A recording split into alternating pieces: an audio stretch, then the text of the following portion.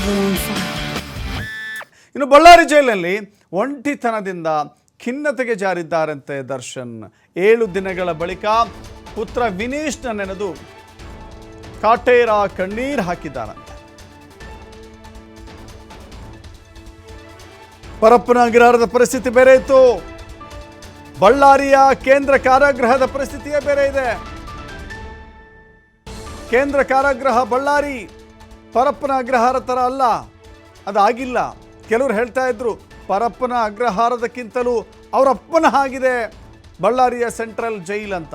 ಆದರೆ ಇಷ್ಟೆಲ್ಲವೂ ಕೂಡ ಕಿತಾಪತಿಗಳಾಗಿದ್ದಾವೆ, rules break ಆಗಿದೆ, ಜೈಲಿನ ನಿಯಮಗಳನ್ನು ಉಲ್ಲಂಘಿಸಿ ಸಕಲ ಸೌಕರ್ಯಗಳನ್ನು ಪಡೆದಿದ್ದಾರೆ ಅಂತ ಗೊತ್ತಾದ ನಂತರವೂ ಕೂಡ ಅದೇ ಸಕಲ ಸೌಕರ್ಯಗಳು ಬಳ್ಳಾರಿಯಲ್ಲಿ ಸಿಗ್ಲಿಕ್ಕೆ ಸಾಧ್ಯನಾ ಅಂದರೆ ಖಂಡಿತವಾಗೂ ಸದ್ಯದ ಅಪ್ಡೇಟ್ಸ್ ಪ್ರಕಾರ, ಇವತ್ತಿನ ಮಾಹಿತಿ ಪ್ರಕಾರ ದರ್ಶನ್ಗೆ ಯಾವ ಸೌಕರ್ಯವೂ ಕೂಡ ಇಲ್ಲ.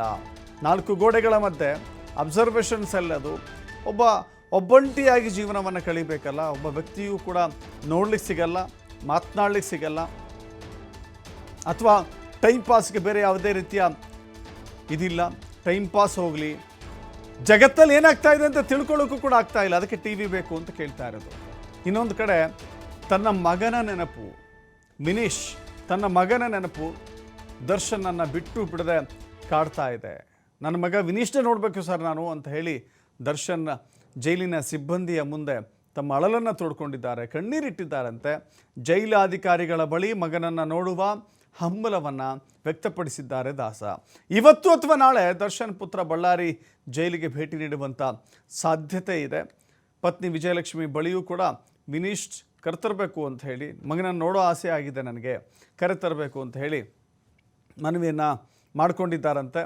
ಆ ಮನವಿಗೆ ವಿಜಯಲಕ್ಷ್ಮಿ ಒಪ್ಕೊಂಡಿದ್ದಾರೆ. ಮೋಸ್ಟ್ಲಿ ನೆಕ್ಸ್ಟ್ ವಿಸಿಟ್ ಟೈಮಲ್ಲಿ ಮೋಸ್ಟ್ಲಿ ವಿಜಯಲಕ್ಷ್ಮಿ ಜೊತೆಗೆ ಮಗ ವಿನೀಶ್ ಕೂಡ ಹೋಗ್ತಾನೆ ಅಂತ ಅನಿಸುತ್ತೆ. ದರ್ಶನ್ಗೆ ಈಗ ಒಂಟಿತನ ಇದೆಯಲ್ಲ, 4 ಗೋಡೆಗಳ ಮಧ್ಯೆ ಯಾವುದೇ ವ್ಯಕ್ತಿ ಆಗಲಿ 4 ಗೋಡೆಗಳ ಮಧ್ಯೆ ಕುಳಿತುಕೊಳ್ಬೇಕು, ಯಾವ ವ್ಯಕ್ತಿಯೂ ಕೂಡ ಅಲ್ಲಿರೋದಿಲ್ಲ, ಯಾವ ರೀತಿಯ ಸೌಕರ್ಯಗಳು ಕೂಡ ಸಿಗೋದಿಲ್ಲ, 4 ಖಾಲಿ ಗೋಡೆಗಳು. ಮನುಷ್ಯನ ಮನಸ್ಸು ಎಷ್ಟೊಂದು ಖಿನ್ನತೆಗೊಳಗೆ ಆಗ್ಬೋದು ಅನ್ನೋದನ್ನು ನೀವು ಅಂದಾಜು ಮಾಡ್ಕೊಳ್ಳಿ. ಯಾಕೆಂದರೆ ದರ್ಶನ್ ಒಬ್ಬ ಸ್ಟಾರ್ ನಟ, ಐಷಾರಾಮಿ ಬಂಗಲೆ, ಐಷಾರಾಮಿ ಕಾರು, ದೊಡ್ಡ ದೊಡ್ಡ ಫಾರ್ಮ್ ಹೌಸ್ಗಳು. ಈಗ ಫಾರ್ಮ್ ಹೌಸು ಅಲ್ಲೇ ಇದೆ, ಅವರ ಮನೆಯಲ್ಲಿದೆ, ಕಾರಲ್ಲೇ ಇದೆ.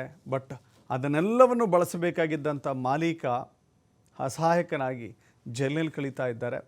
ಈಗ ಭಾವುಕತೆಯ ಸನ್ನಿವೇಶದಲ್ಲಿ ದರ್ಶನ್ ಇದ್ದಾರೆ. ದರ್ಶನನ್ನು ಭೇಟಿಯಾಗುವ ಆಸೆಯಲ್ಲಿ ಅವರ ಪುತ್ರ ಕೂಡ ವಿನೀಶ್ ಇದ್ದಾರೆ ಅಂತ ಕಾಣಿಸುತ್ತೆ. ವಿನೀಶ್ನನ್ನು ಈ ಬಾರಿಯ ಭೇಟಿಯಲ್ಲಿ ಕರೆದುಕೊಂಡು ಹೋಗಿ ಮಾತನಾಡಬೇಕು ಅನ್ನೋ ಭಾವುಕತೆಯಲ್ಲಿದ್ದಾರೆ. ದರ್ಶನ್ನ ಕೊಲೆಯ ಆರೋಪದಲ್ಲಿ ಒಳಗಾದ ನಂತರದಲ್ಲಿ ಪರಪ್ಪನ ಅಗ್ರಹಾರವೇ ಬೇರೆ ಇತ್ತು.